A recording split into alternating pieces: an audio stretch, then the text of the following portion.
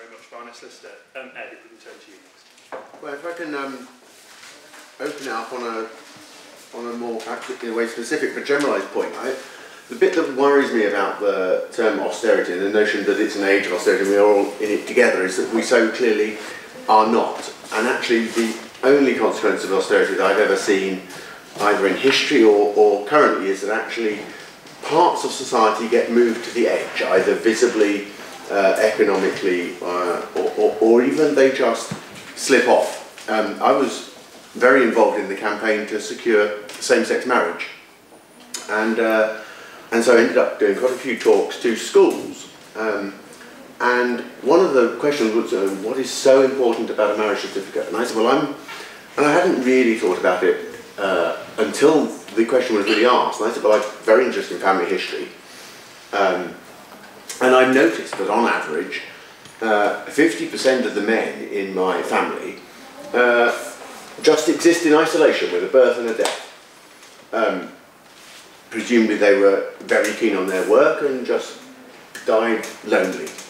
But it's equally possible that actually the Same-Sex Marriage Act would recognise that actually I have a partner, I've been with him for 18 years, and it wasn't just, oh, there was Ed and another bloke who we don't know the name of, but actually here is evidence of their existence. And I think there's something about equality, whereby everyone is entitled to exist and almost be recorded, that is contrary to the notion of austerity, because I think people get pushed out to the fringes and get denied. And so one of the most interesting challenges to austerity, which I've always thought odd we haven't played as a stronger card here, is the New Deal of America, 1933, 1938, driven publicly by Teddy Roosevelt, but in fact engineered, many would say, by his wife Eleanor.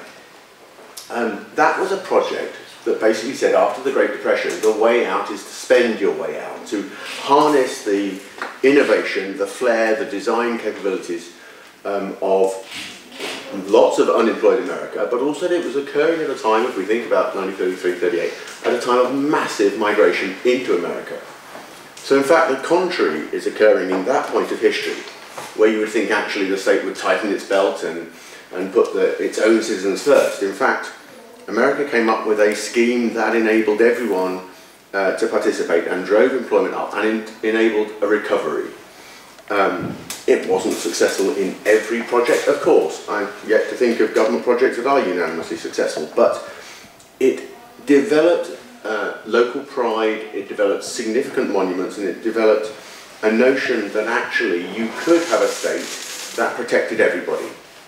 I never think it's a coincidence that the Scandinavian model of society, not only does it have strong social services, it also has strong equalities. And I think that the two go together.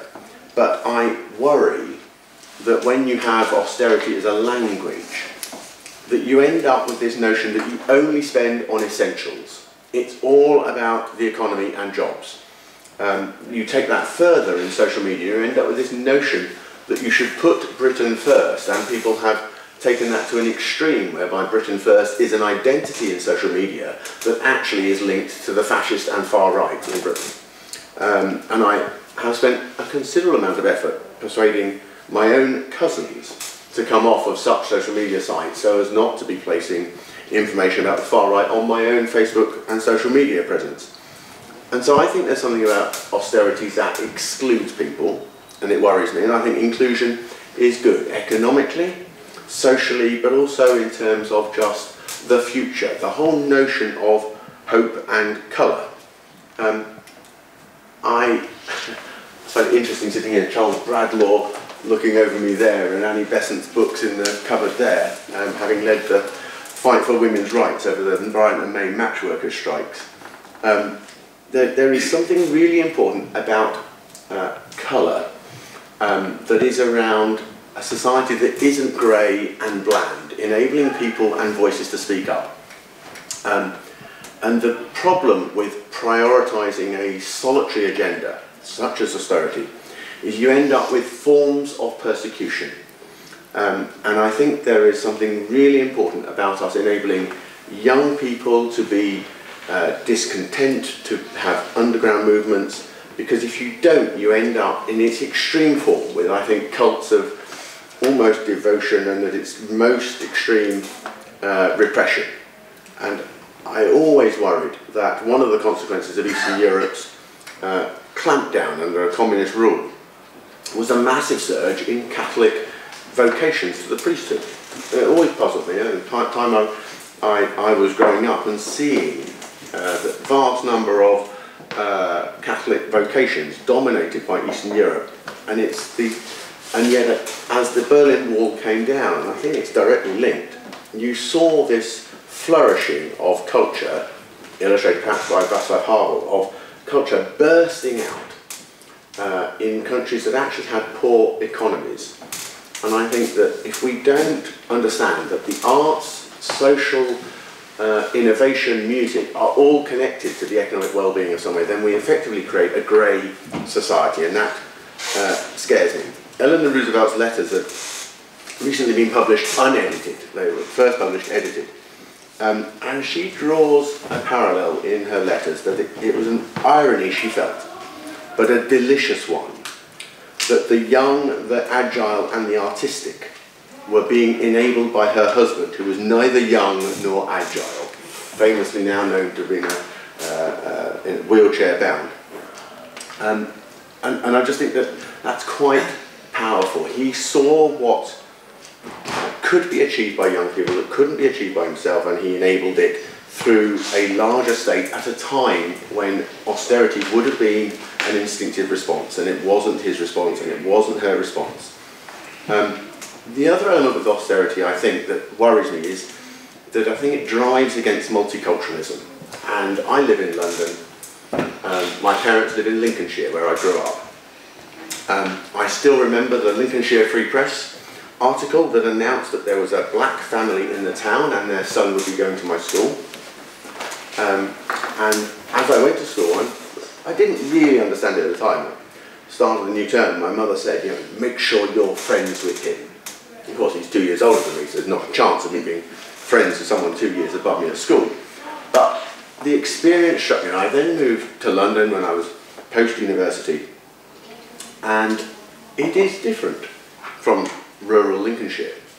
And I discuss some of the issues quite actively with people I went to school with, direct contemporaries. And I say I can eat on any continent of the globe any night of the week. I can walk down the street and I can pick a country of the world and probably find 50 of those people near to where I live in Camden and Brent. And I find that fascinating, I find it interesting, and actually as a result of some of those interactions I've travelled extensively, mainly in Africa and the Caribbean, and actually I think travel is one of the most astonishing things you can have, because you see the absence of equality in every sense, and you see the imposition of austerity as an intellectual notion where people are not enabled and not developed. So there's a sort of random selection of thoughts there, but I think there's something about austerity that takes you quite quickly to dogma and to repression and to solitary thought, whereby a single notion is the right one. And my experience of life is actually the best decisions come to after a debate. The debate makes decision making stronger, you get a better quality decision. It might take longer, it might be more expensive, but actually you get a greater level of participation. In an LGBT sense, lesbians, gays, bisexuals, then actually my experience's history has excluded them, and yet the writing of history now illuminates that there are many people who have been depicted as just a composer, just as an artist, actually had another side to their life that is now coming to life and illumination. Many people, I think it's universally accepted, but when they get to adulthood, and I'm not alone in this, regret not having learnt a musical instrument, not having learnt a language, not having taken more interest in history. And I think they're sort of fairly common.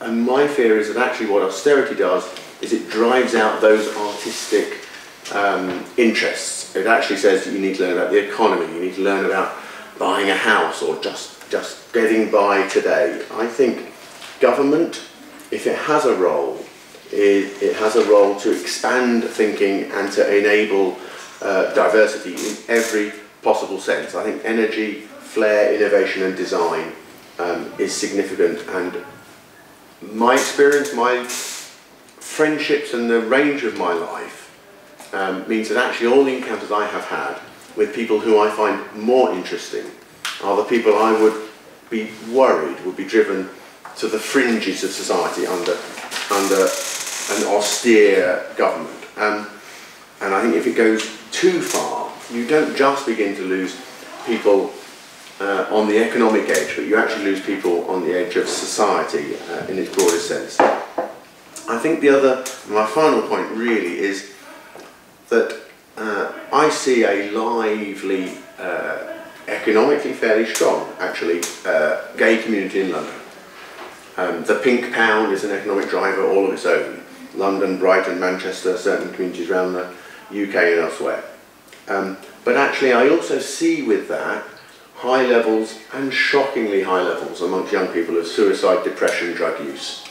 I'm hosting a discussion tomorrow night in my own house of friends who are struggling with social drug use. The youngest is 17 and the oldest is 26. And there are 9 of them currently saying they're coming, which might mean there could be 14, it might mean there'll be 5. Because the level of commitment that they can make based on the social issues they're struggling with. But the 26-year-old lad who is coming, a very close friend of mine, he's also coming to stay with me for Christmas. And I said, what did you do last year? He said, well, I had Christmas at home on my own. I said, well, you know, what about your sister? He said, well, she's not 16 yet, he says, so, and she lives with my dad, so I can't see her because I have a protection order against him. And so while she lives with my dad, he falls directly through every calculation of austerity. He has housing benefit, he moves from room to room. He comes to stay with us most weekends because that's my most effective and immediate way of ensuring he has social interaction and is fed. I am by no means economically successful in the way I suspect this government would want, but actually I'm able to help someone who is struggling and provide a debate, a discussion amongst him and his peers. And I just think struggling with some of those issues at the age of 17, 20, 26, that is not the way forward. So I think austerity, at its crudest, it scares me, and I think it encourages a solitary economic thought. I think it becomes depressive. I think it becomes grey. I think it lacks colour. I think it drives out all the things that I enjoy. When I have a day off, I can either sit at home in my flat, and if it's a really nice day, I'll just pick a book off the wall and off the shelf and read it. But otherwise, I'll walk into town. It'll take an hour, maybe an hour and a half to walk there. It's quite a long way for me in London, but I'll go and just walk around the British Museum, walk around the National Portrait Gallery. I think the significant single thing the Labour 97 government did to affect positively the lives of people was to make museums free. Probably almost a footnote in history. But actually, if I needed a single illustration of where austerity was wrong, it's that there was a discussion this time round about whether that freedom to museums would be reversed. And I think actually if I was to illustrate why austerity is wrong and why investment in public services was right, it's that principal illustration that the museums, the story of the past, the lessons of where it can go wrong, should be free for the citizens of the United Kingdom to see. And I think if that encourages greater inclusion and frankly recognition of everyone and fewer cases of suicide, depression and drug use amongst young people, then I'm against austerity and in favour of human rights for all.